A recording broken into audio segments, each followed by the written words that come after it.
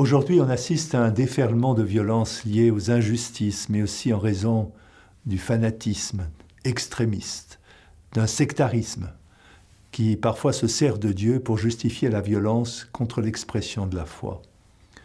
On l'a constaté récemment par de nombreuses profanations d'édifices cultuels, par des actes de vandalisme, des caricatures, des blasphèmes, qui portent atteinte à la liberté religieuse et dénigrent la foi des croyants. Cette violence dévore aujourd'hui le tissu conjonctif de notre société. Et les agressions touchent à l'intime, au sacré, en stigmatisant la foi, et particulièrement la foi des chrétiens.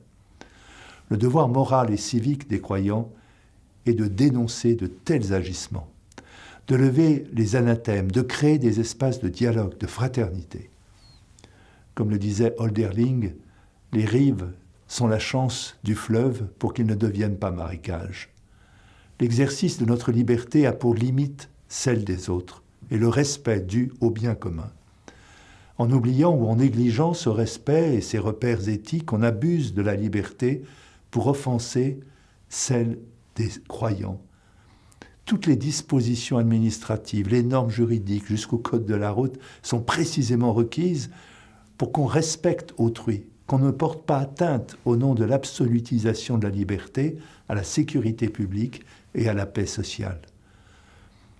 Ainsi, la mission de ceux qui gouvernent, tant au plan national qu'au niveau des corps intermédiaires, est de définir un juste équilibre entre, d'une part, garantir la libre expression de chacun, le point de vue de chacun, et d'autre part, réguler, et s'il le faut réprimer, ce qui offense et porte atteinte à la dignité et à la réputation d'autrui. Ce que le droit et l'éthique qualifient d'injustice peut générer agressivité et fracture sociale. Lorsqu'on parodie, blasphème, caricature notre foi et ses expressions artistiques, culturelles, dévotionnelles, par exemple en profanant l'image de la Vierge Marie, en la recouvrant d'injures, notre responsabilité de croyants et de citoyens est de dénoncer de tels actes et d'engager toutes les procédures juridiques, judiciaires, pour condamner les auteurs. Face à la multiplication des actes, des propos blasphématoires et injurieux, nous ne pouvons pas nous taire et nous terrer. Il ne s'agit pas de répliquer à la violence par la violence, mais de s'adresser aux instances qualifiées pour que le droit de chacun de pratiquer librement son culte soit respecté. Pour un chrétien, l'attachement au Christ fait partie de son ADN, de son identité, de son histoire, de sa culture, de sa prière. Les actes commis au nom de l'antisémitisme sont dénoncés par les médias et font l'objet de procédures juridiques pour les condamner. Je souhaiterais également qu'on réagisse de la même manière, avec la même vigueur, face aux actes commis, aux propos insultants, ségrégatifs, proférés à l'écart des autres croyants.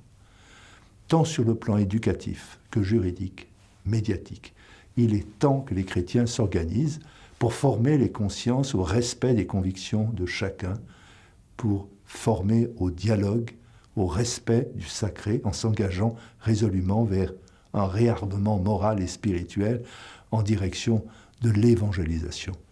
Je pense aussi qu'il est nécessaire d'influencer les milieux politiques dans l'esprit de la laïcité à la considération sur la place du religieux dans la société, dans l'expression de la liberté de chacun de croire ou de ne pas croire. Il s'agit de trouver des moyens et des relais médiatiques nécessaires. Tout cela constitue une priorité pour garantir l'expression de notre foi et le respect des convictions de chacun. C'est une condition indispensable pour garantir notre paix sociale et notre vivre ensemble.